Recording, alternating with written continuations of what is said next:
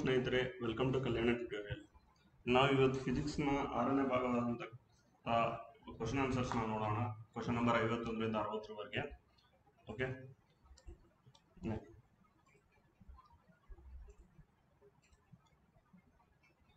The energy that can harness heat stored below earth surface is known as. ಅಂದರೆ ನಮ್ಮ ಭೂಮಿಯ ಒಳಗಡೆ ಇರ್ತಕ್ಕಂಥ ಎನರ್ಜಿಯನ್ನು ನಾವು ಅದನ್ನ ಸ್ಟೋರ್ ಮಾಡಿರ್ತಕ್ಕಂಥ ಎನರ್ಜಿಯನ್ನು ನಾವು ಏನಂತ ಕರಿತೀವಿ, ಅದನ್ನ ತಗೊಳ್ತಕ್ಕಂಥ ಎನರ್ಜಿನ ನಾವು ಏನಂತ ಕರಿತೀವಿ ಅಂತ ಕೇಳಿದ್ದಾರೆ.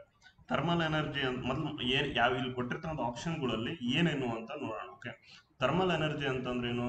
ಥರ್ಮಲ್ ಎನರ್ಜಿ ಅಂತಂದ್ರೆ ನಾವು ಕೋಲ್ ಯೂಸ್ ಮಾಡ್ತೀವಲ್ಲ, ಥರ್ಮಲ್ ಪ್ಲಾಂಟ್, ರಾಯಚೂರಲ್ಲಿ ಇರ್ತಕ್ಕಂಥ ಥರ್ಮಲ್ ಪ್ಲಾಂಟ್ನ ನಾವೇನಂತೀವಿ? ಥರ್ಮಲ್ ಎನರ್ಜಿ ಅಂತೀವಿ. ಸೊ ಇಲ್ಲಿ ಹೀಟ್ ಭೂಮಿ ಒಳಗಡೆ ಇರ್ತಕ್ಕಂಥ ಹೀಟ್ ನ ಎನರ್ಜಿನ ನಾವು ಇಲ್ಲಿ ಯೂಸ್ ಮಾಡಲ್ಲ. ಸೊ ಇದಲ್ಲ. ನ್ಯೂಕ್ಲಿಯರ್ ಎನರ್ಜಿ ಅಂದ್ರೆ ನಿಮ್ಗೆ ಗೊತ್ತು, ನ್ಯೂಕ್ಲಿಯರ್ ಫ್ಯೂಷನ್ ನ ಯೂಸ್ ಮಾಡಿ ಇದು ಮಾಡ್ತಕ್ಕಂಥ ಎನರ್ಜಿ ನಾವು ನ್ಯೂಕ್ಲಿಯರ್ ಎನರ್ಜಿ ಅಂತೀವಿ. ಟೈಡಲ್ ಎನರ್ಜಿ ಅಂದ್ರೆ ಏನು? ಟೈಡಲ್ ಎನರ್ಜಿ ಅಂತಂದ್ರೆ ನಮ್ಮ ಸಮುದ್ರದ ಅಲೆಗಳು ಅಂದ್ರೆ ವೇವ್ಸ್ ಆಗುತ್ತೆ. ಸಮುದ್ರದ ಟೈಡಲ್ ಅಂತಂದ್ರೆ ನಮ್ಗೆ ಏನಂತೀವಿ ನಾವು, ಉಬ್ಬಳಿತಾವ ಅಂತ ಹೇಳ್ತೀವಿ. ಅಂದ್ರೆ ಲೈಕ್ ಯಾವ್ದಪ್ಪ ಅಂದ್ರೆ ಭೂಮಿ ಮತ್ತು ಚಂದ್ರನ ನಡುವಿನ ಅಟ್ರಾಕ್ಷನ್ ನಿಂದ ಸಮುದ್ರ ನೀರಿನ ಲೆವೆಲ್ ಏನಿದೆಲ್ಲ, ದಿನದಲ್ಲಿ 2 ಸರ್ತಿ, ಜಾಸ್ತಿ ಒಂದ್ಸರ್ತಿ ಕಡಿಮೆ ಆಗ್ತಕ್ಕಂಥದ್ದು ಏನೇನಿರುತ್ತಲ್ಲ ಅದನ್ನ ನಾವು ಟೈಡಲ್ ಅಂತ ಹೇಳ್ತೀವಿ. ಆ ಟೈಡಲ್ ನಿಂದ ಉತ್ಪತ್ತಿ ಆಗ್ತಕ್ಕಂಥ ಎನರ್ಜಿನ ನಾವೇನ್ ಅಂತ ಮಾಡ್ತೀವಿ? ಟೈಡಲ್ ಎನರ್ಜಿ ಅಂತ ಹೇಳ್ತೀವಿ. ಸೊ ಇದು ಭೂಮಿಯ ಒಳಗಿನ ಎನರ್ಜಿನ ಯೂಸ್ ಮಾಡಲ್ಲ. ಜಿಯೋ ಥರ್ಮಲ್ ಎನರ್ಜಿ ಅಂದ್ರೆ, ಜಿಯೋ ಅಂದ್ರೇನು? ಭೂಮಿ. ಥರ್ಮಲ್ ಎನರ್ಜಿ ಅಂದ್ರೆ ಭೂಮಿಯ ಒಳಗಿರ್ತಕ್ಕಂಥ ಉಷ್ಣಾಂಶದಿಂದ ಅಲ್ಲಿರ್ತಕ್ಕಂಥ ನೀರೇನಾಗುತ್ತೆ, ಫುಲ್ ಹೀಟ್ ಆಗಿ ಆವಿಯಾಗಿ ಪರಿವರ್ತನೆಗೊಂಡು ಭೂಮಿಯ ಮೇಲೆ ಬರಕ್ ಟ್ರೈ ಮಾಡುತ್ತೆ. ಆ ಬರ್ತಕ್ಕಂಥ ಎನರ್ಜಿನ ನಾವು ಯೂಸ್ ಮಾಡ್ಕೊಂಡು ನಮ್ಗೆ ಎನರ್ಜಿನ ಎಲೆಕ್ಟ್ರಿಸಿಟಿ ಇದು ಮಾಡ್ತೀವಲ್ಲ, ಪ್ರೊಡ್ಯೂಸ್ ಮಾಡ್ತೀವಲ್ಲ, ಅದನ್ನ ನಾವೇನಂತೀವಿ? ಜಿಯೋ ಥರ್ಮಲ್ ಎನರ್ಜಿ ಅಂತ ಹೇಳ್ತೀವಿ. ಓಕೆ, ನೆಕ್ಸ್ಟ್ ಕ್ವಶನ್ ನೋಡೋಣ ನಾವು. Next question ಏನಂತಿದೆ?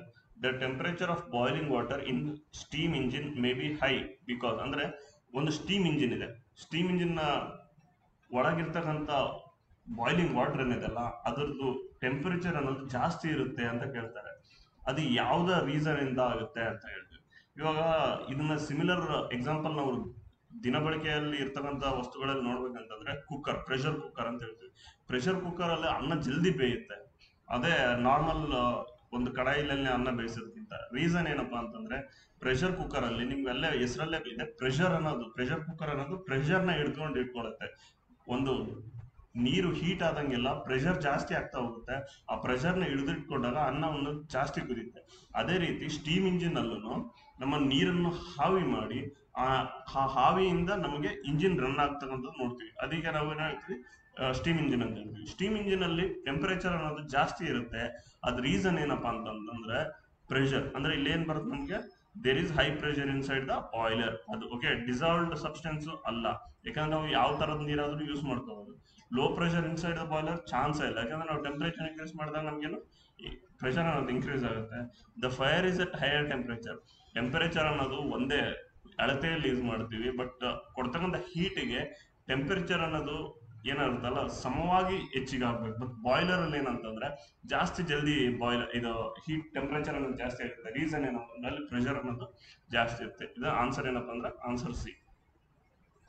ನೆಕ್ಸ್ಟ್ ಕ್ವಶನ್ ನೋಡೋಣ. ನೆಕ್ಸ್ಟ್ ಕ್ವಶನ್ ಇಲ್ಲೇನ್ ಕೇಳಿದಾನೆ? The instrument use to measure humidity ಅಂತ ಕೇಳಿದಾನೆ. ಹ್ಯೂಮಿಡಿಟಿಯನ್ನು ಮೆಜರ್ ಮಾಡ್ತಕ್ಕಂಥ ಇನ್ಸ್ಟ್ರೂಮೆಂಟ್ ಏನಪ್ಪಾ, ಆ ಅಳತೆ ಮಾಡ್ತಕ್ಕಂಥ ಸಾಧನ ಏನು ಅಂತ ಕೇಳಿದ್ದಾನೆ. ಅನಿಮೋಮೀಟರ್ ಅಂತ ಕೊಟ್ಟಿದ್ದಾನೆ ಫಸ್ಟ್ ಆನ್ಸರ್. ಅನಿಮೋಮೀಟರ್ ಅಂದ್ರೆ ಏನು ಅಂತ. ಅನಿಮೋಮೀಟರ್ ಏನ್ ಮಾಡುತ್ತೆ ಅಂತ ನೀವು ಇದು ಅನಿಮೋಮೀಟರ್ ಬಹಳ ಸಲ ಕೇಳಿದಾನೆ. ಅನಿಮೋಮೀಟರ್ ಏನಂತಂದ್ರೆ ವಿಂಡ್, ನಮ್ ಗಾಳಿ ಬೀಸ್ತಾ ಇರುತ್ತಲ್ಲ ಅದರದ್ದು ಸ್ಪೀಡು ಮತ್ತೆ ನಮ್ಗೇನು ಅದರದ್ದು ಪ್ರೆಷರ್ ಎಷ್ಟಿದೆ ಆ ವಿಂಡಿಂದ ನಾವೇನು ಅನಿಮೋಮೀಟರ್ ಇಂದ ಕಂಡುಹಿಡಿತೀವಿ. ಕಂಡುಹಿಡಿತಕ್ಕಂಥ ಸಾಧನ ಅದು. ಬಟ್ ಇಲ್ಲಿ ಏನ್ ಕೇಳಿದಾನೆ? ಹ್ಯೂಮಿಡಿಟಿ ಅಂತ ಕೇಳಿದಾನೆ. ಸೊ ಇದು ಆನ್ಸರ್ ಅಲ್ಲ. ಓಕೆ, ಇವಾಗ ಹೈಗ್ರೋಮೀಟರ್ ಅದಕ್ಕೆ ಬರೋಣ. ಥರ್ಮೋಮೀಟರ್ ಅಂದ್ರೆ ಏನು? ಎಲ್ಲರಿಗೂ ಗೊತ್ತು. ಥರ್ಮೋಮೀಟರ್ ಅಂದ್ರೆ ನಮ್ಮ ಬಾಡಿ ಟೆಂಪರೇಚರ್, ಯಾವುದೋ ಒಂದು ವಸ್ತುವಿನ ಟೆಂಪರೇಚರ್ ಅಥವಾ ನಮ್ಮ ವಾತಾವರಣದಲ್ಲಿ ಇರ್ತಕ್ಕಂಥ ಟೆಂಪರೇಚರ್ ನಾವು ಅಳತೆ ಮಾಡ್ತಕ್ಕಂಥದ್ದು ಏನಂತ ನಾವು ಹೇಳ್ತೀವಿ? ಥರ್ಮೋಮೀಟರ್ ಅಂತ ಹೇಳ್ತೀವಿ. ಸೊ ಇದು ಹ್ಯೂಮಿಡಿಟಿನ ಅಲ್ಲ. ಫಿರೈಲೋಮೀಟರ್ ಅಂತ ಹೇಳ್ತೀವಿ. ಫಿರೈಲೋಮೀಟರ್ ಅಂತಂದ್ರೆ ಏನಂದ್ರೆ, ನಮ್ಮ ಸೂರ್ಯನ ಕಿರಣಗಳು ಡೈರೆಕ್ಟ್ ಆಗಿ ಬೀಳ್ತಾ ಬರಬೇಕಾದ್ರೆ ಆ ಸೂರ್ಯನ ಕಿರಣಗಳ ಎಷ್ಟು ಪವರ್ ಇದೆ, ಅದ್ರದ್ದು ಎನರ್ಜಿ ಎಷ್ಟಿದೆ ಅಂತಂದು ಕಂಡುಹಿಡಿಯಲಿಕ್ಕೆ ನಾವೇನಾಗುತ್ತೆ ಫಿರಿಲೋಮೀಟರ್ ಯೂಸ್ ಮಾಡ್ತೀವಿ. ಇದು ಆನ್ಸರ್ ಅಲ್ಲ. ಹೈಗ್ರೋಮೀಟರ್ ನಮಗೇನು ಆನ್ಸರ್ ಆಗುತ್ತೆ. ಅಂದ್ರೆ ಹ್ಯೂಮಿಡಿಟಿ ಅಂದ್ರೆ ನಮಗೆ ಹ್ಯೂಮಿಡಿಟಿ ಅಂದ್ರೇನು, ಹ್ಯೂಮಿಡಿಟಿ ಆಕ್ಚುಲ್ ಆಗಿ ಅಂದ್ರೆ ಹ್ಯೂಮಿಡಿಟಿ ಅಂದ್ರೆ ಏನು ಅಂತಂದ್ರೆ ನಮ್ಮ ವಾತಾವರಣದಲ್ಲಿ ಗಾಳಿಯಲ್ಲಿ ನೀರಿನ ಅಂಶ ಎಷ್ಟು ಇರುತ್ತಲ್ಲ ಅದಕ್ಕೆ ನಾವು ಹ್ಯೂಮಿಡಿಟಿ ಅಂತ ಹೇಳ್ತೀವಿ. ಅಂದ್ರೆ ನೀರಿನ ಅಂಶ ಜಾಸ್ತಿ ಇದ್ರೆ ಹ್ಯೂಮಿಡಿಟಿ ಜಾಸ್ತಿ ಇದೆ ಅಂತ ಹೇಳ್ತೀವಿ, ನೀರಿನ ಅಂಶ ಕಡಿಮೆ ಇದ್ರೆ ಹ್ಯೂಮಿಡಿಟಿ ಕಮ್ಮಿ ಇದೆ ಅಂತ ಹೇಳ್ತೀವಿ.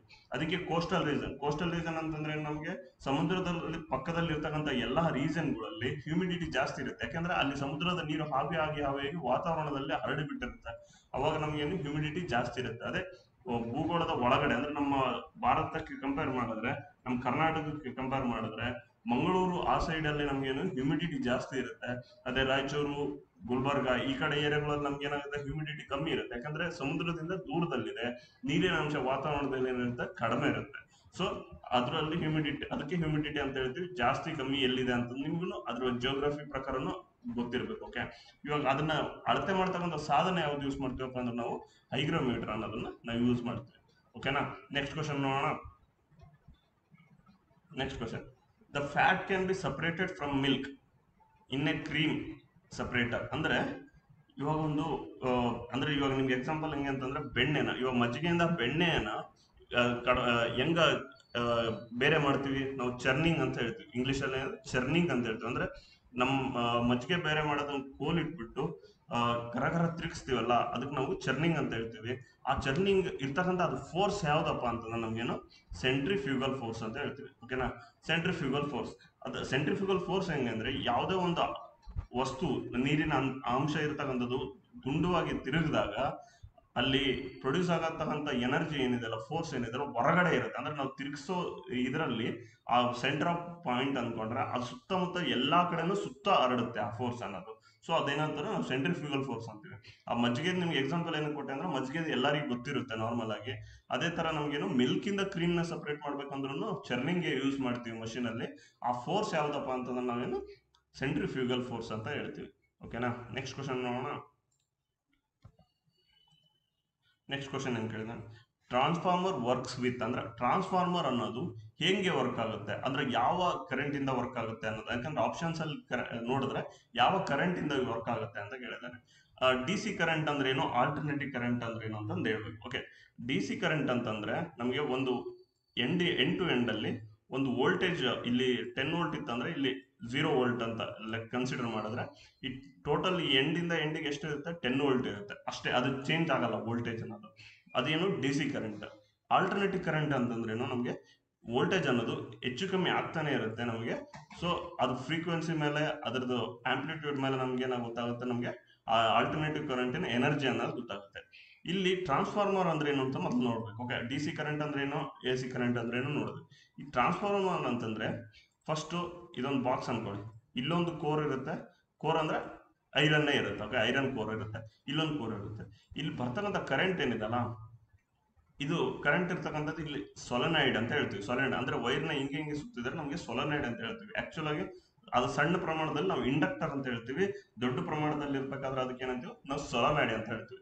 ಅದೇ ರೀತಿ ಇಲ್ಲೊಂದ್ ತರ ಇರುತ್ತೆ. ಅಂದ್ರೆ ಈ ವೈರಿಂದ ಈ ವೈರಿಗೆ ಕನೆಕ್ಷನ್ ಇರಲ್ಲ. ಬಟ್ ಏನಂದ್ರೆ ಇಲ್ಲಿ ಬರ್ತಕ್ಕಂಥ ಆಲ್ಟರ್ನೇಟಿವ್ ಕರೆಂಟ್ ಏನಿದೆಲ್ಲ ಆ ಕರೆಂಟ್ ಇಂದ ನಮಗೆ ಮ್ಯಾಗ್ನೆಟಿಕ್ ಫೀಲ್ಡ್ ಅನ್ನೋದೊಂದು ಉತ್ಪತ್ತಿ ಆಗುತ್ತೆ. ಆ ಮ್ಯಾಗ್ನೆಟಿಕ್ ಫೀಲ್ಡ್ ಇಂದ ಈ ಕಡೆ ಇರ್ತಕ್ಕಂಥ ಮ್ಯಾಗ್ನೆಟಿಕ್ ಫೀಲ್ಡ್ ಅಲ್ಲೂ ಒಂದು ಮ್ಯಾಗ್ನೆಟಿಕ್ ಫೀಲ್ಡ್ ಕ್ರಿಯೇಟ್ ಆಗುತ್ತೆ. ಅವಾಗ ಏನಾಗುತ್ತೆ ಅಂದ್ರೆ ಮ್ಯಾಗ್ನೆಟಿಕ್ ಫೀಲ್ಡ್ ಅನ್ನೋದು ಜಾಸ್ತಿ ಹೆಚ್ಚು ಕಮ್ಮಿ ಆಗ್ತದೆ. ಇದು ಕರೆಂಟ್ ಅನ್ನೋದು ನಮಗೆ ಇಲ್ಲಿ ಹೆಚ್ಚು ಕಮ್ಮಿ, ಆಲ್ಟರ್ನೇಟಿವ್ ಕರೆಂಟ್ ಅಲ್ಲಿ ಹೆಚ್ಚು ಕಮ್ಮಿ ಆಗ್ತಾ ಇದೆ.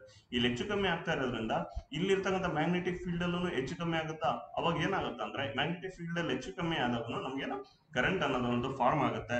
ಸೊ ಇಲ್ಲಿರ್ತಕ್ಕಂಥ ಕರೆಂಟ್ ಇಲ್ಲಿಗೆ ಪಾಸ್ ಆಗುತ್ತೆ. ಬಟ್ ಏನಂದ್ರೆ step up transformer, step down transformer ಅಂತ ಹೇಳ್ತೀವಿ. ಅಂದ್ರೆ ಇಲ್ಲಿರ್ತಕ್ಕಂಥ ಸೊಲೆನಾಯ್ಡ್ ನಂಬರ್ ಆಫ್ ರಿಂಗ್ಸ್ ಗೆ ಇಲ್ಲ ಇರತಕ್ಕಂಥ ನಂಬರ್ ಆಫ್ ರಿಂಗ್ಸ್ ಗೆ ಡಿಫ್ರೆನ್ಸ್ ಇರುತ್ತೆ. ಅದ್ರ ಪ್ರಕಾರ ಕರೆಂಟ್ ಅನ್ನೋದು ವೇರಿ ಆಗುತ್ತೆ. ಸ್ಟೆಪ್ ಅಪ್ ಟ್ರಾನ್ಸ್ಫಾರ್ಮರ್ ಅಂದ್ರೆ ಇಲ್ಲಿ ಇರ್ತಕ್ಕಂಥ ಕರೆಂಟ್ ಇಲ್ಲಿ ಜಾಸ್ತಿ ಕರೆಂಟ್ ಆಗುತ್ತೆ, ವೋಲ್ಟೇಜ್ ಕಡಿಮೆ ಆಗುತ್ತೆ. ಬಟ್ ಒಂದ್ ವೇಳೆ ಇಲ್ಲಿ ಸ್ಟೆಪ್ ಡೌನ್ ಅಂತಂದ್ರೆ ಇಲ್ಲಿರ್ತಕ್ಕಂಥ ಕರೆಂಟ್ ಏನಾಗುತ್ತೆ, ಇಲ್ಲಿ ಕರೆಂಟ್ ಅನ್ನೋದು ಈ ವೈರಿಗೆ ಬಂದಾಗ, ಈ ಸರ್ಕ್ಯೂಟಿಗೆ ಬಂದಾಗ ಕಡಿಮೆ ಆಗುತ್ತೆ. ಯಾವ ತರದ್ರಿಂದ ಫಾರ್ಮ್ ಆಗುತ್ತೆ, ನಮಗೆ ಮ್ಯಾಗ್ನೆಟಿಕ್ ಫೀಲ್ಡ್ ಇಂದ ಫಾರ್ಮ್ ಆಗುತ್ತೆ. ಓಕೆ, ಟ್ರಾನ್ಸ್ಫಾರ್ಮರ್ ಹೆಂಗ್ ಗೊತ್ತಾಯ್ತು. ಅಂದ್ರೆ ಇಲ್ಲಿ ಡಿ ಸಿ ಕರೆಂಟ್ ಕೊಟ್ಟಾಗ ಇಲ್ಲಿ ಟ್ರಾನ್ಸ್ಫಾರ್ಮರ್ ವರ್ಕ್ ಆಗುತ್ತೆ. ಯಾಕಂದ್ರೆ ಇಲ್ಲಿ ನೋಡಿ ಟ್ರಾನ್ಸ್ಫಾರ್ಮರ್ ವರ್ಕ್ ಆಗೋದು ಹೆಂಗೆ, ಇಲ್ಲಿ ಮ್ಯಾಗ್ನೆಟಿಕ್ ಫೀಲ್ಡ್ ಅನ್ನೋದು ಚೇಂಜ್ ಆಗ್ತಾ ಇರಬೇಕು. ಅವಾಗ ನಮ್ಗೆ ಇಲ್ಲಿ ಕರೆಂಟ್ ಉತ್ಪತ್ತಿ ಆಗುತ್ತೆ. ಆದ್ರೆ ಡಿ ಸಿ ಕರೆಂಟ್ ಅಲ್ಲಿ ನಮಗೆ ಆಂಪ್ಲಿಟ್ಯೂಡ್ ಚೇಂಜ್ ಆಗ್ತಾನೆ ಇಲ್ಲ, ಒಂದೇ ಲೆವೆಲ್ ಅಲ್ಲಿ ವೋಲ್ಟೇಜ್ ಇರುತ್ತೆ. ಅವಾಗ ನಮ್ಗೆ ಏನಾಗುತ್ತೆ, ವೋಲ್ಟೇಜ್ ಒಂದೇ ತರ ಇರೋದ್ರಿಂದ ಮ್ಯಾಗ್ನೆಟಿಕ್ ಫೀಲ್ಡ್ ಅನ್ನೋದು ಉತ್ಪತ್ತಿ ಆಗಲ್ಲ. ಅದರಿಂದ ಏನಾಗುತ್ತೆ ನಮಗೆ ಇಲ್ಲಿ ಈ ಕಡೆ ಕರೆಂಟೇ ಬರಲ್ಲ. ಸೊ ಡಿ ಸಿ ಕರೆಂಟ್ ಇಂದ ವರ್ಕ್ ಆಗಕ್ಕೆ ಚಾನ್ಸ್ ಇಲ್ಲ. ಸೊ ಇದಲ್ಲ, both A C and D C ಇದೂ ಅಲ್ಲ, ಎನಿ ಸಿಗ್ನಲ್ ಅನ್ನೋದು ಇಲ್ಲ. ಯಾಕಂದ್ರೆ ಡಿ ಸಿ ಇಂದ ವರ್ಕ್ ಆಗಲ್ಲ ಅಂದ್ರೆ ಎನಿ ಸಿಗ್ನಲ್ ಅಲ್ಲ. ನಮ್ಗೆ ಆನ್ಸರ್ ಏನ್ ಬರುತ್ತೆ, ನಮಗೆ ಆಲ್ಟರ್ನೇಟಿವ್ ಕರೆಂಟ್ ಇಂದ ಮಾತ್ರ ಟ್ರಾನ್ಸ್ಫಾರ್ಮರ್ ಒಂದು ವರ್ಕ್ ಆಗುತ್ತೆ. ಟ್ರಾನ್ಸ್ಫಾರ್ಮರ್ ಹೆಂಗ್ ವರ್ಕ್ ಆಗುತ್ತೆ ಅಂತ ಹೇಳ್ತಾರೆ. ಇದಕ್ಕೆ ಆಕ್ಚುಲ್ ಆಗಿ ನಾವು ಏನಂತೀವಿ ಅಂದ್ರೆ ಇ ಎಂ ಎಫ್ ಅಂತ ಹೇಳ್ತೀವಿ. ಇ ಎಂ ಎಫ್ ಅಂದ್ರೆ ಎಲೆಕ್ಟ್ರಿಕಲ್ ಮ್ಯಾಗ್ನೆಟಿಕ್ ಇಂಡಕ್ಷನ್ ಅಂತ ಹೇಳ್ತೀವಿ ಇ ಎಂ ಎಫ್, ಅಥವಾ ಇ ಎಂ ಎಫ್ ಅಂದ್ರೆ ಎಲೆಕ್ಟ್ರೋ ಮ್ಯಾಗ್ನೆಟಿಕ್ ಫೋರ್ಸ್ ಅಂತಾನು ಹೇಳ್ತೀವಿ ನಾವು. ಓಕೆ, ಅದು ಆ ಪ್ರೊಡ್ಯೂಸ್ ಆಗೋದ್ರಿಂದ ನಮ್ಗೆ ಏನಾಗುತ್ತೆ, ನಮಗೆ ಕರೆಂಟ್ ಅನ್ನೋದು ಇಲ್ಲಿ ಉತ್ಪತ್ತಿ ಆಗುತ್ತೆ. ಅದು ಕರೆಂಟ್ ಉತ್ಪತ್ತಿ ಆಗ್ಬೇಕಂದ್ರೆ ಮ್ಯಾಗ್ನೆಟಿಕ್ ಫೀಲ್ಡ್ ಇರಬೇಕು. ಮ್ಯಾಗ್ನೆಟಿಕ್ ಫೀಲ್ಡ್ ಬರ್ಬೇಕಂದ್ರೆ ಇಲ್ಲೇನು ಇರಬೇಕು, ನಮಗೆ ಸೊಲೋನಾಯ್ಡ್ ಅಲ್ಲಿ ಎಲೆಕ್ಟ್ರಿಕ್ ಆಲ್ಟರ್ನೇಟಿವ್ ಕರೆಂಟ್ ಅನ್ನೋದು ನಮಗೆ ಇರಬೇಕು. Okay, so only alternative current ಇಂದ ಮಾತ್ರ ನಮಗೇನು ಟ್ರಾನ್ಸ್ಫಾರ್ಮರ್ ಅನ್ನೋದು ವರ್ಕ್ ಆಗುತ್ತೆ. ನೆಕ್ಸ್ಟ್ ಕ್ವಶನ್ ನೋಡೋಣ. In the earth the weight of the body is maximum at which phase ಅಂತ ಹೇಳಿ. ಅಂದ್ರೆ ಭೂಮಿಯ ಕೋರ್ ಅಂದ್ರೆ ನಮಗೆ ಭೂಮಿಯ ಒಳಗ ಮಧ್ಯಭಾಗ, ಅಲ್ಲಿಂದ ಹಿಡ್ಕೊಂಡು ಸರ್ಫೇಸ್ ವರ್ಗು ನಮಗೆ ಗುರುತ್ವಾಕರ್ಷಣೆ ಅನ್ನೋದು, ಗ್ರಾವಿಟಿ ಅನ್ನೋದು ಜಾಸ್ತಿ ಇದ್ದಾಗ ನಮ್ಗೆ ವೇಟ್, ಯಾವುದೇ ಒಂದು ವಸ್ತುವಿನ ವೇಟ್ ಜಾಸ್ತಿ ಇರುತ್ತೆ. ಆ ಗ್ರಾವಿಟಿ ಅನ್ನೋದು ಎಲ್ಲಿ ಜಾಸ್ತಿ ಇರುತ್ತೆಪ್ಪ ಅಂತಂದ್ರೆ ಭೂಮಿಯ ಸರ್ಫೇಸ್ ಮೇಲೆ ಗ್ರಾವಿಟಿ ಅನ್ನೋದು ಜಾಸ್ತಿ ಇರುತ್ತೆ. ಓಕೆ, ಯಾಕಂದ್ರೆ ಮಾಸ್ ಇದು ಜಿ ವ್ಯಾಲ್ಯೂ ನಿಮಗೆ ಗೊತ್ತಿರಬೇಕು. ಇದು ಫಾರ್ಮುಲಾ ನಿಮ್ಗೆ ಮೋಸ್ಟ್ಲಿ ಗೊತ್ತಿರಲ್ಲ. G M by R one R two ಅಂತ ಹೇಳ್ತೀವಿ. ಅಂದ್ರೆ ಆರ್1 ಆರ್2 ಅಲ್ಲಿ ಒಂದು ಸಣ್ಣ ವಸ್ತು ಕನ್ಸಿಡರ್ ಮಾಡಿದಾಗ ನಮಗೇನು ಆರ್ ಸ್ಕ್ವೇರ್ ಆಗುತ್ತೆ. ಆರ್1 ಆರ್2 ಡಿಫ್ರೆನ್ಸ್ ಆಗಲ್ಲ. ಸೊ ಜಿ ಆರ್ ಸ್ಕ್ವೇರ್ ಇದ್ದಾಗ ನೋಡಿ, ಆರ್ ಅನ್ನೋದು ಜಾಸ್ತಿ ಇದ್ದಾಗ, ಅಂದ್ರೆ ಇಲ್ಲಿ ಭೂಮಿಯ ಮೇಲೆ ಜಾಸ್ತಿ ಬಂದಾಗ ನಮ್ಗೆ ಏನಾಗುತ್ತೆ, ಗ್ರಾವಿಟೇಷನ್ ಅನ್ನೋದು ಜಾಸ್ತಿ ಆಗುತ್ತೆ. ಟೋಟಲ್ ನಮಗೆ ಎಂ ಜಿ ಅಂತ ಹೇಳ್ತೀವಿ ಮಾಸ್. ಅಂದ್ರೆ ಅವಾಗ ಏನಾಗುತ್ತೆ, ಜಿ ಎಂ1 ಎಂ2 ಆರ್ ಸ್ಕ್ವೇರ್ ಅಂತ ಹೇಳ್ತೀವಿ. ಇಲ್ಲಿ ಎಂ ಜಿ ಅಂದ್ರೇನು ವೆಯ್ಟ್, ಇಲ್ಲಿ ಎಂ1 ಅಂದ್ರೇನು ಮಾಸ್ ಆಫ್ ದಿ ಆಬ್ಜೆಕ್ಟ್, ಒಂದು ಆಬ್ಜೆಕ್ಟಿನ ಮಾಸ್. ಎಂ2 ಅಂದ್ರೇನು ಮಾಸ್ ಆಫ್ ದಿ ಅರ್ತ್. ಇವಾಗ ಅದೇ ಕೋರ್ ಅಲ್ಲಿ ಇದ್ದಾಗ ಇದಿಷ್ಟೇ ಮಾಸ್ ಇರುತ್ತೆ. ಸರ್ಫೇಸಿಗೆ ಬಂದಾಗ ಇದಿಷ್ಟು ಮಾಸ್ ಕನ್ಸಿಡರ್ ಆಗುತ್ತೆ. ಅವಾಗ ನಿಮಗೆ ಮಾಸ್ ಜಾಸ್ತಿ ಆಗ್ತಾ ಇದೆ ಅಂತಂದಾಗ ಅವಾಗ ನಮಗೆ ಟೋಟಲ್ ವೆಯ್ಟ್ ಅನ್ನೋದು ಜಾಸ್ತಿ ಆಗುತ್ತೆ ತಾನೆ. ಅಂದ್ರೆ ಸರ್ಫೇಸ್ ಅಲ್ಲಿ ನಮಗೇನು ಜಾಸ್ತಿ ವೆಯ್ಟ್ ಇರುತ್ತೆ ಕಂಪೇರ್ ಟು ಕೋರ್ ಅಲ್ಲಿ. ಒಂದ್ ವೇಳೆ ಅದೇ ನಾರ್ತ್ ಪೋಲ್ ಅಥವಾ ಸೌತ್ ಪೋಲ್ ಎರಡು ಕೊಟ್ಟಿಲ್ಲದೆ ಇದ್ದಾಗ ಸರ್ಫೇಸ್ ಅಲ್ಲಿ ಎಲ್ಲಿ ನಮ್ಗೆ ಜಾಸ್ತಿ ಇರುತ್ತಪ್ಪ ಅಂತಂದ್ರೆ ನಮ್ಗೇನು ಪೋಲ್ ಅಲ್ಲಿ ಇರುತ್ತೆ. ಯಾಕಂದ್ರೆ ಸರ್ಫೇಸ್ ಅಲ್ಲಿ ಟೋಟಲ್ ಮಾಸ್ ಕನ್ಸಿಡರ್ ಆಗಿರುತ್ತೆ. ಅದ್ರ ಪ್ರಕಾರ ರೇಡಿಯಸ್ ಅನ್ನೋದೇನು ಪೋಲ್ಸ್ ಅಲ್ಲಿ ಕಡಿಮೆ ಇರುತ್ತೆ. ಸೊ ರೇಡಿಯಸ್ ಕಡಿಮೆ ಇದೆ ಅಂದ್ರೆ ಆಟೋಮೆಟಿಕ್ ವೆಯ್ಟ್ ಜಾಸ್ತಿ ಆಗುತ್ತೆ. So north pole south pole ಎರಡು ಕೊಟ್ಟಿರ್ಲಿಲ್ಲ ಅಂತಂದ್ರೆ ಯಾವುದೇ ಒಂದು ಕೊಟ್ಟಿದ್ರೆ ನಮ್ಗೇನು ಪೋಲ್ಸ್ ಅಲ್ಲಿ ಹಾಕಕ್ ಬರುತ್ತೆ. ಒಂದ್ ವೇಳೆ ನಾರ್ತ್ ಪೋಲ್ ಸೌತ್ ಪೋಲ್ ಎರಡು ಕೊಟ್ಟಿದ್ದ ಅಂತಂದ್ರೆ ಇಲ್ಲಿ ನಮ್ಗೆ ಇನ್ನೊಂದ್ ಏನ್ ಕೊಟ್ಟಿದ್ದಾನೆ, ಇಂದ ಅರ್ಥ ಅಂತ ಹೇಳಿದಾನೆ. ಇಂದ ಅರ್ಥ ಅಂದ್ರೆ ಕೋರ್ ಇಂದನು ಹೊರಗಡೆ ಬರ್ತಕ್ಕಂಥದ್ದು. ಅಲ್ಲಿ ನಮ್ಗೆ ಏನ್ ಬರ್ತಾ ಅನ್ಸಲ್, ಸರ್ಫೇಸ್ ಅಲ್ಲಿ ಅನ್ನೋದು ಮಾಸ್ ಅನ್ನೋದು ಟೋಟಲ್ ಮಾಸ್ ಅನ್ನೋದು ಜಾಸ್ತಿ ಆಗುತ್ತೆ. ಸೊ ಸರ್ಫೇಸ್ ಅಲ್ಲಿ ನಮ್ಗೇನು ವೆಯ್ಟ್ ಅನ್ನೋದು ಜಾಸ್ತಿ ಆಗುತ್ತೆ. ಇದು ಸ್ವಲ್ಪ ಜನ ಕನ್ಫ್ಯೂಸ್ ಆಗಿರ್ಬೋದು, ಇನ್ನೊಂದ್ಸಲ ಎಕ್ಸ್ಪ್ಲೈನ್ ಮಾಡ್ತೀವಿ ನೋಡಿ. ವೆಯ್ಟ್ ಅಂದ್ರೆ ನಮ್ಗೇನು ಎಂ ಜಿ ಅಂತ ಹೇಳ್ತೀವಿ, ಹೌದಾ. ಎಂ ಜಿ ಫಾರ್ಮುಲಾ ಏನಪ್ಪಾ ಅಂತಂದ್ರೆ ನಮ್ಮ ಫಿಸಿಕ್ಸ್ ಅಲ್ಲಿ ಜಿ ಎಂ1 ಎಂ2 ಬೈ ಆರ್ ಸ್ಕ್ವೇರ್ ಅಂತ ಹೇಳ್ತೀವಿ. ಆರ್ ಅಂದ್ರೇನು ರೇಡಿಯಸ್ ಆಫ್ ದಿ ಅರ್ತ್. ಆ ಮಾಸ್ ಅಲ್ಲಿ ನಮ್ಗೆ ಎಂ1 ಅನ್ನೋದು ಮಾಸ್ ಆಫ್ ದಿ ಆಬ್ಜೆಕ್ಟ್. ಈ ಮಾಸ್ ಹೊಡೆದಾಕೋದು ನಡೀತೆ. ಅವಾಗ ವೆಯ್ಟ್ ಅನ್ನೋದು, ಗ್ರಾವಿಟಿ ಅನ್ನೋದು ಜಾಸ್ತಿ ಎಲ್ಲಿರುತ್ತೆ, ನಮಗೆ ಜಾಸ್ತಿ ಮಾಸ್ ಇರ್ತಕ್ಕಂಥದ್ದು. ಅಂದ್ರೆ ಗ್ರಾವಿಟಿ ಅನ್ನೋದು ಕೋರಲ್ ಅಲ್ಲ, ಸರ್ಫೇಸ್ ಅಲ್ಲಿ ಮಾಸ್ ಅನ್ನೋದು ಟೋಟಲ್ ಅರ್ಥದ ಮಾಸ್ ಕನ್ಸಿಡರ್ ಮಾಡ್ತೀವಿ. ಸೊ ಅಲ್ಲಿ ವೆಯ್ಟ್ ಅನ್ನೋದು ಜಾಸ್ತಿ ಇರುತ್ತೆ. ಓಕೆನಾ, ಇದು ಸರ್ಫೇಸ್ ಅಂತ ನಾವು ಆನ್ಸರ್ ಟಿಕ್ ಹಾಕ್ಬೇಕು. ಮತ್ತೆ ಇದನ್ನ ಕನ್ಫ್ಯೂಸ್ ಮಾಡ್ಕೊಂಡು ಒಬ್ಬೊಬ್ರು ಪೋಲ್ ಅಲ್ಲಿ ಆಗಿ ಬರ್ತಾರೆ. ಯಾಕಂದ್ರೆ ಇಲ್ಲಿ ನಾರ್ತ್ ಪೋಲ್ ಸೌತ್ ಪೋಲ್ ಎರಡು ಕೊಟ್ಟಿದ್ದಾರೆ. ಸೊ ಅಲ್ಲಿ ನಮ್ಗೇನು ಒಂದ್ ವೇಳೆ ಸರ್ಫೇಸ್ ಕೊಟ್ಟಿದ್ದಾರೆ, ಇಲ್ಲಿ ನಾರ್ತ್ ಪೋಲ್ ಸೌತ್ ಪೋಲ್ ಎರಡು ಕೊಟ್ಟಿಲ್ಲ, ಓನ್ಲಿ ಪೋಲ್ ಅಷ್ಟೇ ಕೊಟ್ಟಿದ್ದಾನೆ. ಅದನ್ನ ನಮ್ಗೇನು ಪೋಲ್ ಅಲ್ಲಿ ಜಾಸ್ತಿ ಇರುತ್ತೆ, ನಾರ್ತ್ ಪೋಲ್ ಅಥವಾ ಸೌತ್ ಪೋಲ್ ಅಲ್ಲಿ. ಯಾಕಂದ್ರೆ ಸರ್ಫೇಸ್ ಅಲ್ಲೂ ನಮ್ಗೆ ಜಿಯೋಡ್ ಸರ್ಕಲ್, ಇದು ನಮ್ಮ ಅರ್ಥ ಅನ್ನೋದು ಪೂರ ಸರ್ಕಲ್ ಇಲ್ಲ. ನಮ್ಗೇನಿದೆ, ಇಲ್ಲೊಂದು ಸಪಾಟ ಇದೆ, ಇಲ್ಲೊಂದು ಸಪಾಟ ಇದೆ, ಅದು ಒಳಗಡೆ ಇದೆ. ಓಕೆ, ಈಕ್ವೇಟರ್ ಹತ್ರ ನಮ್ಗೇನು ಬಲ್ಜ್ ಅಂದ್ರೆ ಏನು, ಉಬ್ಬು ಆಕಾರದಲ್ಲಿದೆ. ಅವಾಗ ನಮ್ಗೆ ಏನಾಗುತ್ತೆ, ರೇಡಿಯಸ್ ಅನ್ನೋದು ಪೋಲ್ಸ್ ಅಲ್ಲಿ ಕಡಿಮೆ ಇರುತ್ತೆ. ಸೊ ವೆಯ್ಟ್ ಅನ್ನೋದು ಜಾಸ್ತಿ ಇರುತ್ತೆ. ಸೊ ಮುಂದಿನ ಕ್ವಶನ್ ನೋಡೋಣ. The technique of collecting information about an object from a distance without malting physical contact with it ಅಂತಂದ್ರೆ ನಮ್ಮ ಒಂದು ವಸ್ತುವಿನ ಬಗ್ಗೆ ಅಲ್ಲಿ ಅದ್ರ ಬಗ್ಗೆ ಇನ್ಫಾರ್ಮೇಶನ್ ತಗೋಬೇಕು ಅಂತಂದ್ರೆ ನಾವು ಅದನ್ನ ಆಕ್ಚುಲ್ ಆಗಿ ಫಿಸಿಕಲ್ ಆಗಿ, ಅಂದ್ರೆ ನಾವು ಫಿಸಿಕಲ್ ಆಗಿ ಹೋಗಂತಂದ್ರೆ ನಮ್ಮ ಬಾಡಿ ನಾವು ಅಲ್ಲಿ ಹೋಗಿ ಟಚ್ ಮಾಡದೆ ಅದ್ರ ಬಗ್ಗೆ ಏನು ತಿಳ್ಕೊಳ್ದೆ ಆ ಆಬ್ಜೆಕ್ಟಿನ ಇನ್ಫಾರ್ಮೇಶನ್ ದೂರದಿಂದ ತಿಳ್ಕೊಬೇಕಂದ್ರೆ ನಮ್ಗೆ ಅದಕ್ಕೆ ಏನಂತೀವಿ, ರಿಮೋಟ್ ಸೆನ್ಸಿಂಗ್ ಅಂತ ಹೇಳ್ತೀವಿ. ರಿಮೋಟ್ ಕಂಟ್ರೋಲ್ ಅಲ್ಲ, ರಿಮೋಟ್ ಕಂಟ್ರೋಲ್ ಅಂದ್ರೆ ಅದನ್ನ ಕಂಟ್ರೋಲ್ ಮಾಡೋದು. ಓಕೆ, ಕಂಟ್ರೋಲ್ ಅಲ್ಲ, ಅದ್ರ ಬಗ್ಗೆ ಇನ್ಫಾರ್ಮೇಶನ್ ತಿಳ್ಕೊಂತ ಇದೆ. ಸೊ ರಿಮೋಟ್ ಕಂಟ್ರೋಲ್ ಅಲ್ಲ, ರಿಮೋಟ್ ಅಕ್ಸೆಸಿಂಗ್ ಅಲ್ಲ. ರಿಮೋಟ್ ಅಕ್ಸೆಸಿಂಗ್ ಅಂತಂದ್ರೂ ಒಂದೇ, ಅದನ್ನ ಬರ್ತಕ್ಕಂಥ ಕಂಟ್ರೋಲ್ ಮಾಡ್ತಕ್ಕಂಥದ್ದನ್ನ, ಅಂದ್ರೆ ಅದನ್ನ ಕಂಟ್ರೋಲ್ ಮಾಡ್ತಕ್ಕಂಥ ಎಫೆಕ್ಟ್ ಏನ್ ಕಂಟ್ರೋಲ್ ಮಾಡ್ತಕ್ಕಂಥ ಇನ್ಫಾರ್ಮೇಶನ್ ಏನಿರುತ್ತ ಅದನ್ನ ನಾವೇನಂತೀವಿ ರಿಮೋಟ್ ಅಕ್ಸೆಸ್ ಅಂತ ಹೇಳ್ತೀವಿ. ಸ್ಪೇಸ್ ಶಟಲ್ ಅಲ್ವೇ ಅಲ್ಲ, ಸ್ಪೇಸ್ ಶಟಲ್ ಇದಕ್ಕೆ ಕ್ವಶನ್ ಆನ್ಸರ್ ಏನು ಕೊಟ್ಟಿದ್ದಾನೆ ಆಪ್ಷನ್ಸ್ ಅಂತಾನು ಗೊತ್ತಿಲ್ಲ, ಯಾಕಂದ್ರೆ ಅದಕ್ಕೆ ಮ್ಯಾಚ್ ಆಗಲ್ಲ. ಸೊ ನಮ್ಗೆ ಆನ್ಸರ್ ಏನಾಗುತ್ತೆ, ರಿಮೋಟ್ ಸೆನ್ಸಿಂಗ್ ಆಗುತ್ತೆ. ಮುಂದಿನ ಕ್ವಶನ್ ನೋಡೋಣ ನೋಡಿ. 58 the head mirror used by ENT doctor is ಅಂತ ಕೇಳಿದೆ. ಅಂದ್ರೆ ENT ಡಾಕ್ಟರ್ಸ್ ಅಂದ್ರೆ ನಮಗೆ ಕಿವಿ ಕಣ್ಣು ಮೂಗಿನ ಡಾಕ್ಟರ್ಸ್ ಏನಿರುತ್ತಲ್ಲ, ಅಂದ್ರೆ ear nose and throat. Okay, ಆ ಡಾಕ್ಟರ್ ಅಂದ್ರೆ ಇಯರ್ ಮತ್ತೆ ಕಿವಿ ಮತ್ತು ಗಂಟಲಿನ ಡಾಕ್ಟರ್. ಓಕೆ, ಅವ್ರು ಯೂಸ್ ಮಾಡ್ತಕ್ಕಂಥ ಹೆಡ್ ಅಲ್ಲಿ ಅಂದ್ರೆ ತಲೆಯಲ್ಲಿ ಹಾಕೊಂಡು ಯೂಸ್ ಮಾಡತಕ್ಕಂಥ ಮಿರರ್ ಏನಿದೆಯಲ್ಲ ಅದು ಯಾವ ಮಿರರ್ ಅಂತ ಕೇಳಿದ್ದಾನೆ.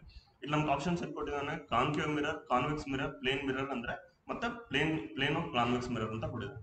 ಇವಾಗ ಕಾನ್ವೆಕ್ಸ್ ಮಿರರ್ ಅಂತಂದ್ರೆ ಏನಪ್ಪಾ ಅಂದ್ರೆ, ನಮ್ಗೆ ಕಾನ್ವೆಕ್ಸ್ ಮಿರರ್ ಅಂತಂದ್ರೆ ನಮಗೆ ಉಬ್ಬು ಇರುತ್ತೆ. ಓಕೆ, ಈ ಕಡೆ ಸೈಡ್ ನಮ್ಗೇನು ರಿಫ್ಲೆಕ್ಷನ್ ಅನ್ನೋದು ಇರುತ್ತೆ, ಅಂದ್ರೆ ನಮಗೆ ಅದು ಅಳತೆ ಮಾಡೋದು ಈ ತರ, ಅಂದ್ರೆ ರೆಪ್ರೆಸೆಂಟ್ ಮಾಡೋದು ಈ ತರ ಮಾಡ್ತೀವಿ. ಕಾನ್ಕೇವ್ ಮಿರರ್ ಏನಂತಂದ್ರೆ ನಾವು ಈ ತರ ರೆಪ್ರೆಸೆಂಟ್ ಮಾಡ್ತೀವಿ, ಅಂದ್ರೆ ಒಳಗಡೆ ಆ ಮಿರರ್ನ ಸರ್ಫೇಸ್ ಏನಿದೆಲ್ಲ ಅದು ಒಳಗಡೆ ತೆಗ್ಗು ಬಿದ್ದಿರುತ್ತೆ, ಅದಕ್ಕೆ ನಾವು ಏನಂತೀವಿ ಕಾನ್ಕೇವ್ ಮಿರರ್ ಅಂತೀವಿ. ಇದಕ್ಕೆ ಏನಂತೀವಿ ಕಾನ್ವೆಕ್ಸ್ ಮಿರರ್ ಅಂತೀವಿ. ಇಲ್ಲಿ ನಮ್ಗೆ ಅಬ್ಸರ್ವ್ ಮಾಡ್ಬೇಕೇನಂತಂದ್ರೆ, ಕಾರ್ಗಳಲ್ಲಿ ಮಿರರ್ಗಳು ಏನಿರುತ್ತಲ್ಲ ಅದು ನಮ್ಗೆ ಕಾನ್ವೆಕ್ಸ್ ಇರುತ್ತೆ. ಕಾನ್ವೆಕ್ಸ್ ಇದ್ರು ಹತ್ರದಲ್ಲಿದ್ರು ನಮ್ಗೇನೋ ದೂರದಲ್ಲಿ ತರ ಕಾಣಿಸುತ್ತೆ, ಮತ್ತೆ ಚಿಕ್ಕದಾಗಿ ಕಾಣಿಸುತ್ತೆ. ಅಲ್ಲಿ ನಮ್ಗೆ ENT ಡಾಕ್ಟರ್ಸ್ ಅಲ್ಲಿ ನಮ್ಗೇನೋ ದೊಡ್ಡದಾಗಿ ಕಾಣಿಸ್ಬೇಕು, ಅಂದ್ರೆ ನಮ್ಗೇನು ಕಾನ್ವೆಕ್ಸಿನ ಅಪೋಸಿಟ್ ಇರುತ್ತೆ. ಕಾನ್ವೆಕ್ಸಿನ ಅಪೋಸಿಟ್ ಯಾವ್ದು ಇರುತ್ತೆ, ಕಾನ್ಕೇವ್ ಮಿರರ್ ಇರುತ್ತೆ. ಸೊ ಆನ್ಸರ್ ನಮ್ಗೇನು ಕಾನ್ಕೇವ್ ಮಿರರ್. ಕಾನ್ವೆಕ್ಸ್ ಮಿರರ್ ನ ನಾವ್ ಎಲ್ಲಿ ಯೂಸ್ ಮಾಡ್ತೀವಿ ಅಂದ್ರೆ ಕಾರಿನ ಮಿರರ್ ಗಳಲ್ಲಿ ನಾವು ಯೂಸ್ ಮಾಡ್ತೀವಿ. ಇದ್ರ ಬಗ್ಗೆ ಕ್ವಶನ್ಸ್ ನಾವು ಕೇಳಿದ್ದಾರೆ, ಓಕೆನಾ, ಅದನ್ನ ತಲೆಯಲ್ಲಿ ಇಟ್ಕೊಂಡಿರ್ಬೇಕು. ಓಕೆ, ನೆಕ್ಸ್ಟ್ ಕ್ವಶನ್ ಏನ್ ಕೇಳಿದಾರೆ, the direct conversion of solar energy with the use of photovoltaic cell result in the production of ಅಂತ ಕೇಳಿದಾರೆ. ಅಂದ್ರೆ ಒಂದು ಸೋಲಾರ್ ಎನರ್ಜಿ ಅಂದ್ರೆ ನಮ್ಮ ಸೂರ್ಯನ ಕಿರಣಗಳಿಂದ ಬಿಡ್ತಕ್ಕಂಥ ಸೋಲಾರ್ ಎನರ್ಜಿ ಏನಿದೆ ಅದನ್ನ ಸೋಲಾರ್ ವೋಲ್ಟಾಯಿಕ್ ಸೆಲ್, ಫೋಟೋವೋಲ್ಟಾಯಿಕ್ ಸೆಲ್ ಅಂತ ಯೂಸ್ ಮಾಡಿಕೊಂಡು ನಾವು ಏನ್ ತಯಾರು ಮಾಡ್ತೀವಿ, ಏನು ಉತ್ಪತ್ತಿ ಆಗುತ್ತೆ ಅಂತ ಕೇಳಿದಾನೆ. ನಮ್ಗೆ ಏನು ಉತ್ಪತ್ತಿ ಆಗುತ್ತೆ, ನಮ್ಗೇನು ಎಲೆಕ್ಟ್ರಿಕಲ್ ಎನರ್ಜಿ ಅನ್ನೋದು ಉತ್ಪತ್ತಿ ಆಗುತ್ತೆ. ಆಪ್ಟಿಕಲ್ ಎನರ್ಜಿ ಅನ್ನೋದು ಒಂದು ಏನು ಇಲ್ಲ. ಥರ್ಮಲ್ ಎನರ್ಜಿ ನಾವು ಆಗ್ಲೇ ನೋಡಿದ್ವಿ, ಕೋಲ್ ಇಂದ ಪ್ರೊಡ್ಯೂಸ್ ಆಗುತ್ತೆ. ಸೊ ಸೂರ್ಯನ ಕಿರಣಗಳಿಂದ ಅಲ್ಲ. ಮೆಕ್ಯಾನಿಕಲ್ ಎನರ್ಜಿ ಅಂತಂದ್ರೆ ನಮ್ಗೇನು ಯಾವುದೇ ಎಲೆಕ್ಟ್ರಿಕ್ ಕರೆಂಟ್ ಆಗಲಿ ಏನೇ ಆಗಲಿ, ನಾವು ಮೆಕ್ಯಾನಿಕಲ್ ಎನರ್ಜಿ ಬಂದಾಗ ಬಾಡಿ ಅನ್ನೋದು ಮೂವ್ಮೆಂಟ್ ಅಲ್ಲಿ ಇರುತ್ತೆ, ಅವಾಗ ನಮ್ಗೆ ಮೆಕ್ಯಾನಿಕಲ್ ಎನರ್ಜಿ ಅನ್ನೋದು ಪ್ರೊಡ್ಯೂಸ್ ಆಗುತ್ತೆ. ಸೊ ಸೋಲಾರ್ ಎನರ್ಜಿಯಿಂದ ಡೈರೆಕ್ಟ್ ಆಗಿ ಮೆಕ್ಯಾನಿಕಲ್ ಎನರ್ಜಿ ಕನ್ವರ್ಟ್ ಮಾಡ್ತೇವೆ ಇಲ್ಲ, ಅದನ್ನ ನಾವು ಎಲೆಕ್ಟ್ರಿಕಲ್ ಎನರ್ಜಿ ಕನ್ವರ್ಟ್ ಮಾಡಿ ಆಮೇಲೆ ನಾವು ಮೆಕ್ಯಾನಿಕಲ್ ಎನರ್ಜಿಗೆ ಕನ್ವರ್ಟ್ ಮಾಡ್ತೀವಿ. ಸೊ ಇದನ್ನ ಅಲ್ಲ, ನಮ್ಗೇನು ಆನ್ಸರ್ ಏನ್ ಬಂದು ನಮಗೆ ಎಲೆಕ್ಟ್ರಿಕಲ್ ಎನರ್ಜಿ ಅನ್ನೋದೊಂದು ಯೂಸ್ ಮಾಡ್ತೀವಿ. ಫೋಟೋ ವೋಲ್ಟಾಯಿಕ್ ಸೆಲ್ ಅನ್ನೋದೊಂದು ನೀವು ನೆನ್ಪಿಟ್ಕೊಂಡಿರ್ಬೇಕು, ಯಾಕಂದ್ರೆ ಇದನ್ನ ಬಹಳ ಸಲ ಕೇಳ್ತಾರೆ. ಓಕೆನಾ, ನಮ್ಮ ಇದರಲ್ಲಿ ಸೂರ್ಯನ ಕಿರಣಗಳಿಂದ ನಮಗೆ ಎಲೆಕ್ಟ್ರಿಕಲ್ ಎನರ್ಜಿ ಕನ್ವರ್ಟ್ ಮಾಡ್ಬೇಕಂದ್ರೆ ಏನ್ ಯೂಸ್ ಮಾಡ್ತೀವಿ ಅಂತ ನಾವು ಕ್ವಶನ್ ಕೇಳ್ಬೋದು. ಅವಾಗ ನಮಗೇನು ಫೋಟೋ ವೋಲ್ಟಾಯಿಕ್ ಸೆಲ್ಸ್ ಅಂತ ನಾವು ಯೂಸ್ ಮಾಡ್ತೀವಿ. ಇವಾಗ ಸೋಲಾರ್ ಪ್ಯಾನಲ್ಸ್ ಎಲ್ಲ ನೋಡಿರ್ತೀರ ನೀವು, ನಾರ್ಮಲ್ ಆಗಿ ನೋಡಿದ್ರಿ, ಇಲ್ಲಾಂದ್ರೆ ವಾಟರ್ ಹೀಟರ್ಗಳಲ್ಲಿ ಒಂದು ಪೈಪ್ ತರ ಆಯ್ತು ಅಂದ್ರೆ, ಇಲ್ಲಾಂದ್ರೆ ಈಗ ಸ್ಲ್ಯಾಬ್ ತರ ಇರುತ್ತಲ್ಲ, ಅದ್ರಲ್ಲೂ ಏನ್ ಪ್ರೆಸೆಂಟ್ ಇರುತ್ತೆ, ಫೋಟೋ ವೋಲ್ಟಾಯಿಕ್ ಸೆಲ್ ಇರುತ್ತೆ. ಅಂದ್ರೆ ಅದೇನ್ ಮಾಡುತ್ತೆ, ನಮ್ಮ ಸೂರ್ಯನ ಕಿರಣಗಳನ್ನ ಎಲೆಕ್ಟ್ರಿಕಲ್ ಎನರ್ಜಿ ಕನ್ವರ್ಟ್ ಮಾಡುತ್ತೆ. ಸೊ ಅದು ನಮ್ಗೇನು ಸೋಲಾರ್ ಪ್ಯಾನಲ್ಸ್ ಅಲ್ಲೆಲ್ಲ ನೋಡ್ಬೋದು, ಅದೇನದು ಫೋಟೋ ವೋಲ್ಟಾಯಿಕ್ ಸೆಲ್ಸ್ ಅಂತ ಹೇಳ್ತೀವಿ. ಸೊ ಎಲೆಕ್ಟ್ರಿಕಲ್ ಎನರ್ಜಿ ನಮ್ಗೇನು ಆನ್ಸರ್. ನೆಕ್ಸ್ಟ್ ಕ್ವಶನ್ ನೋಡೋಣ. ನೆಕ್ಸ್ಟ್ ಕ್ವಶನ್ ಏನ್ ಕೊಟ್ಟಿದ್ದಾನೆ, a man inside an artificial satellite feels weightless because of force of attraction due to gravity.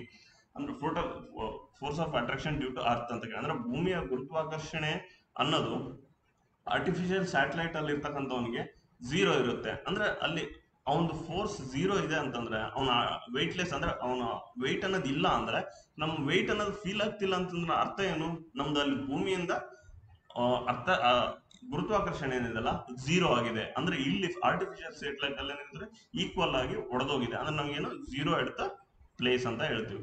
ಇವಾಗ ಅದ್ ಹೆಂಗಪ್ಪ ಅಂತಂದ್ರೆ, ಇವಾಗ ಒಂದು ಭೂಮಿ ಇದು ಸುತ್ತ ಆರ್ಟಿಫಿಷಿಯಲ್ ಸ್ಯಾಟಲೈಟ್ ಓಡಾಡ್ತಾ ಇದೆ. ಈ ಸುತ್ತ ಇದೆ ಅಂದಾಗ ನಮ್ಗೇನು ಇಲ್ಲಿ ಇರ್ತಕ್ಕಂಥ ಮನುಷ್ಯನ್ಗೆ, ಅಲ್ಲಿ ಸ್ಯಾಟಲೈಟ್ ಅಲ್ಲಿ ಇರ್ತಕ್ಕಂಥ ಮನುಷ್ಯನ್ಗೆ ವೆಯ್ಟ್ಲೆಸ್ ಅಂದ್ರೆ ವೆಯ್ಟ್ ಅನ್ನೋದು ಗೊತ್ತಾಗಲ್ಲ. ಏನಕ್ಕೆಪ್ಪ ಅಂತಂದ್ರೆ ಅಲ್ಲಿ ತಿರುಗ್ತಕ್ಕಂಥ ತಿರುಗ್ಬೇಕಾದ್ರೆ ನಾವು ಆಗ್ಲೇ ಒಂದು ಚರ್ನಿಂಗ್ ಅಂತ ಹೇಳಿದ್ವಿ, ಅಂದ್ರೆ ಮಿಲ್ಕ್ ನಿಂದ ಕ್ರೀಮ್ ನ ಸಪರೇಟ್ ಮಾಡಕ್ ಒಂದು ಹೇಳಿದ್ವಿ. ಅದ್ ಸುತ್ತ ತಿರುಗಿಸಿದಾಗ ನಮ್ಗೆ ಏನಾಗುತ್ತೆ, ಕ್ರೀಮ್ ಅನ್ನೋದು ಹೊರಗಡೆ ಹೋಗುತ್ತೆ, ಹೌದಾ. ಸೊ ಅವಾಗ ಏನಾಗುತ್ತೆ ಅಂದ್ರೆ ಆ ಸೆಂಟ್ರಿಫ್ಯೂಗಲ್ ಫೋರ್ಸ್ ಏನಿದೆ ಅದು ಅದರ ಪಾಯಿಂಟ್ ಇಂದ ದೂರ ಆಕ್ಟ್ ಮಾಡ್ತಾ ಇರುತ್ತೆ. ಆ ಬಾಡಿ ಮೇಲೆ ವೆಯ್ಟ್ ಏನಿದೆ ಅಲ್ಲ, ಗುರುತ್ವಾಕರ್ಷಣೆಯಿಂದ ಕೆಳಗೆ ಇಳಿತಾ ಇರುತ್ತೆ. ಇವೆರಡು ಈಕ್ವಲ್ ಆದಾಗ ನಮ್ಮ ಈ ಸ್ಯಾಟಲೈಟ್ ಅನ್ನೋದು ಸುತ್ತ ತಿರುಗ್ತಾನೆ ಇರುತ್ತೆ, ಯಾವ ಕಡೆನೂ ಹೋಗ್ತಾ ಇಲ್ಲ. ಸೊ ಅವಾಗ ಏನಾಗುತ್ತೆ ಅಂತಂದ್ರೆ, ಈ ಕಡೆ ಫೋರ್ಸ್ ಎಳಿತಾ ಇರುತ್ತೆ ಸೆಂಟ್ರಿಫ್ಯೂಗಲ್ ಫೋರ್ಸ್, ಈ ಕಡೆ ಫೋರ್ಸ್ ಏನ್ ಎಳಿತಾ ಇರುತ್ತೆ ನಮ್ಗೆ ಗುರುತ್ವಾಕರ್ಷಣೆ ಹೇಳುತ್ತೆ. ಅವೆರಡಕ್ಕೆ ಈಕ್ವಲ್ ಆಗಿ ನಮ್ಗೆ ಇಲ್ಲಿ ಏನಾಗುತ್ತೆ, ವೆಯ್ಟ್ಲೆಸ್ ಅನ್ನೋದು ಫೀಲ್ ಆಗುತ್ತೆ. ಇವಾಗ ಇಲ್ಲಿ ಏನ್ ಕೊಟ್ಟಿದ್ದಾನೆ, the balance of force of attraction due to moon ಅಂತ ಕೇಳಿದಾನೆ, ಇದಲ್ಲ answer. Okay, the equal to centrifugal force. Centrifugal force ಅಲ್ಲ, ಸೆಂಟ್ರಿಫಿಟಲ್ ಫೋರ್ಸ್ ಅನ್ನೋದು ಒಳಗಡೆ ಆಕ್ಟ್ ಮಾಡ್ತಾ ಇರುತ್ತೆ. ಸೊ ಸೆಂಟ್ರಿಫ್ಯೂಗಲ್ ಫೋರ್ಸ್ ಆಗ್ಬೇಕು. ಒಂದ್ ವೇಳೆ ಈ ಝೀರೋ ಅಟ್ ದ ಪ್ಲೇಸ್ ಅನ್ನೋದಕ್ಕಿಂತ ಸೆಂಟ್ರಿಫ್ಯೂಗಲ್ ಫೋರ್ಸ್ ಅಂತ ಕೊಟ್ಟಿದ್ರೆ ನಮ್ಗೇನು ಅದನ್ನ ಟಿಕ್ ಮಾಡ್ಬೇಕು. ಯಾಕಂದ್ರೆ ಸೆಂಟ್ರಿಫ್ಯೂಗಲ್ ಫೋರ್ಸ್ಗೆ ಭೂಮಿಯ ಗುರುತ್ವಾಕರ್ಷಣೆ ಈಕ್ವಲ್ ಆದಾಗ ಮಾತ್ರ ನಮ್ಗೇನು ವೆಯ್ಟ್ಲೆಸ್ನೆಸ್ ಫೀಲ್ ಆಗುತ್ತೆ. ಇಲ್ಲ ಅಂತಂದ್ರೆ ಎಷ್ಟೇ ದೂರ ಹೋದ್ರು ನಮ್ಮ ಭೂಮಿಯ ಗುರುತ್ವಾಕರ್ಷಣೆ ಅನ್ನೋದೊಂದು ಸ್ವಲ್ಪ ಆದ್ರೂ ಇದ್ದೇ ಇರುತ್ತೆ. ಸೊ ನಮಗೆ ಗುರುತ್ವಾಕರ್ಷಣೆ ಇದ್ದೇ ಇರೋದ್ರಿಂದ ನಮಗೆ ಅಲ್ಲಿ ವೆಯ್ಟ್ ಫೀಲ್ ಆಗ್ಲೇಬೇಕು. ವೆಯ್ಟ್ನೆಸ್ನೆಸ್ ಇದೆ ಅಂತಂದ್ರೆ ನಮ್ಗೇನು ಆ ಸ್ಯಾಟಲೈಟ್ ಅನ್ನೋದೊಂದು ಭೂಮಿಯ ಸುತ್ತ ತಿರುಗ್ತಾ ಇದೆ, ಅದರ ಮೇಲೆ ಏನು ಸೆಂಟ್ರಿಫ್ಯೂಗಲ್ ಫೋರ್ಸ್ ಅನ್ನೋದೊಂದು ಆಕ್ಟ್ ಆಗ್ತಾ ಇದೆ. ಅದ ಕಾರಣದಿಂದ ಅವೆರಡು ಕ್ಯಾನ್ಸಲ್ ಆಗಿ ನಮ್ಗೇನು ವೆಯ್ಟ್ಲೆಸ್ನೆಸ್ ಫೀಲ್ ಆಗ್ತಾ ಇರುತ್ತೆ, ಅಂದ್ರೆ ನಮಗೆ ವಜಾ ಇಲ್ಲ ಅಂತ ಅನ್ಸುತ್ತೆ. ಅದಕ್ಕೆ ನಿಮಗೆ ಮೂವಿಗಳಲ್ಲಾಗ್ಲಿ ಅಥವಾ ವಿಡಿಯೋಗಳಲ್ಲಿ ನೋಡ್ಬೋದು, ಸ್ಯಾಟಲೈಟ್ಗಳಲ್ಲಿ ಸೈಂಟಿಸ್ಟ್ಗಳು ಏನಾಗ್ತಾ ಇರ್ತಾರೆ, ತೇಲ್ತಾ ಇರ್ತಾರೆ, ಅಂದ್ರೆ ವೆಯ್ಟೇ ಇರಲ್ಲ ಅಂತ. ಸೊ ಅದೇನಂದ್ರೆ ಸೆಂಟ್ರಿಫ್ಯೂಗಲ್ ಫೋರ್ಸ್ಗೆ ಈಕ್ವಲ್ ಆಗುತ್ತೆ. ಒಂದ್ ವೇಳೆ ಅದೇನಾದ್ರು ಕೊಟ್ಟಿದ್ರೆ ಅದು ಆನ್ಸರ್ ಕರೆಕ್ಟ್. ಬಟ್ ಇಲ್ಲಿ ಏನು non effective due to particle design in the satellite, ಇದು ಆನ್ಸರ್ ಅಲ್ಲ, ಅದು ಉಪಯೋಗನೇ ಇಲ್ಲ. Okay, equal to centripetal force ಅಲ್ಲ. ಸೆಂಟ್ರಿಪಿಟಲ್ ಫೋರ್ಸ್ ಅನ್ನೋದು ಈ ಕಡೆ ಆಕ್ಟ್ ಮಾಡ್ತಾ ಇರೋದು. ಅಂದ್ರೆ ಇವಾಗ ಒಂದು ದಾರ ಕಟ್ಟಿ ಹಿಂಗೆ ಒಂದು ಬಾಲ್ ಇದೆ ಅನ್ಕೊಳ್ಳಿ, ಇದನ್ನ ಸುತ್ತ ತಿರುಗಿಸ್ತಾ ಇದೀವಿ ಅಂದ್ರೆ ಈ ಬಾಲ್ ಅನ್ನೋದು ಹೊರಗಡೆನೆ ಏನಕ್ಕೆ ಹೋಗ್ತಾ ಇರುತ್ತೆ ಅಂತಂದ್ರೆ ಅಲ್ಲಿ ಸೆಂಟ್ರಿಫ್ಯೂಗಲ್ ಫೋರ್ಸ್ ಅನ್ನೋದು ಹೊರಗಡೆ ಆಕ್ಟ್ ಮಾಡ್ತಾ ಇರುತ್ತೆ. ಇಲ್ಲಿ ದಾರ ಕಟ್ಟಿರ್ತೀವಲ್ಲ, ಆ ದಾರದ ಫೋರ್ಸ್ ಏನಿರುತ್ತಲ್ಲ ಈ ಕಡೆ ಇರುತ್ತೆ, ಅದಕ್ಕೆ ನಾವೇನಂತೀವಿ ಸೆಂಟ್ರಿಪಿಟಲ್ ಫೋರ್ಸ್ ಅಂತೀವಿ. ದಾರ ಕಟ್ಟಿರೋದನ್ನ ನಾವೇನಂತೀವಿ ಟೆನ್ಷನ್ ಫೋರ್ಸ್ ಅಂತ ಹೇಳ್ತೀವಿ. ಅಂದ್ರೆ tension force equal to centripetal force ಆಗುತ್ತೆ. ಬಟ್ ಇಲ್ಲಿ ಏನು ಕನೆಕ್ಷನ್ ಇರದೇ ಇರೋ ಕಾರಣ ಅಲ್ಲಿ ಸೆಂಟ್ರಿಪಿಟಲ್ ಫೋರ್ಸ್ ಅನ್ನೋದು ಇರಲ್ಲ. ಓಕೆ, ಅದು ಗ್ರಾವಿಟಿನೇ ಸೆಂಟ್ರಿಪಿಟಲ್ ಫೋರ್ಸ್ ಅಂತ ನಾವು ಹೇಳ್ಬೋದು. ಬಟ್ ಗ್ರಾವಿಟಿಗೆ ಸೆಂಟ್ರಿಫ್ಯೂಗಲ್ ಫೋರ್ಸ್ ಈಕ್ವಲ್ ಆಗಿರೋದ್ರಿಂದ ನಮ್ಗೆ ಏನೋದು ಸ್ಯಾಟಲೈಟ್ ಅನ್ನೋದು ಸುತ್ತ ತಿರುಗ್ತಾ ಇರುತ್ತೆ, ವೆಯ್ಟ್ಲೆಸ್ನೆಸ್ ಅನ್ನೋದು ನಮಗೆ ಫೀಲ್ ಆಗುತ್ತೆ. ಸೊ ಇವು ಮೂರು ಆನ್ಸರ್ ಅಲ್ಲ, ನಿಯರೆಸ್ಟ್ ಆನ್ಸರ್ ನಮ್ಗೇನು ಝೀರೋ ಅಟ್ ದ ಪ್ಲೇಸ್ ಅಂತ ಹೇಳ್ಬೋದು. ಇಲ್ಲ ಅಂತಂದ್ರೆ ಇಲ್ಲಿ ಈಕ್ವಲ್ ಟು ಸೆಂಟ್ರಿಫ್ಯೂಗಲ್ ಫೋರ್ಸ್ ಕೊಟ್ಟಿದ್ರೆ ನಮಗೆ ಅದೇ ಈಕ್ವಲ್ ಆಗುತ್ತೆ. ಯಾಕಂದ್ರೆ ಸೆಂಟ್ರಿಫ್ಯೂಗಲ್ ಫೋರ್ಸ್ ನಮ್ಗೆ ಈಕ್ವಲ್ ಆದಾಗ ನಮಗೇನು ವೆಯ್ಟ್ಲೆಸ್ನೆಸ್ ಅನ್ನೋದು ಫೀಲ್ ಆಗುತ್ತೆ. ಅದು ಕಾನ್ಸೆಪ್ಟ್ ನಿಮಗೆ ಹೇಳಿದ್ದೀನಿ. ಓಕೆ, ನೆಕ್ಸ್ಟ್ 61ರಿಂದ ನೆಕ್ಸ್ಟ್ ಕ್ಲಾಸ್ ಅಲ್ಲಿ ನೋಡೋಣ. ಓಕೆ, ನಮ್ಮ ಕಲ್ಯಾಣ ಎಜುಕೇಶನ್ ಚಾನಲ್ನ ಸಬ್ಸ್ಕ್ರೈಬ್ ಮಾಡಿ. ಧನ್ಯವಾದಗಳು.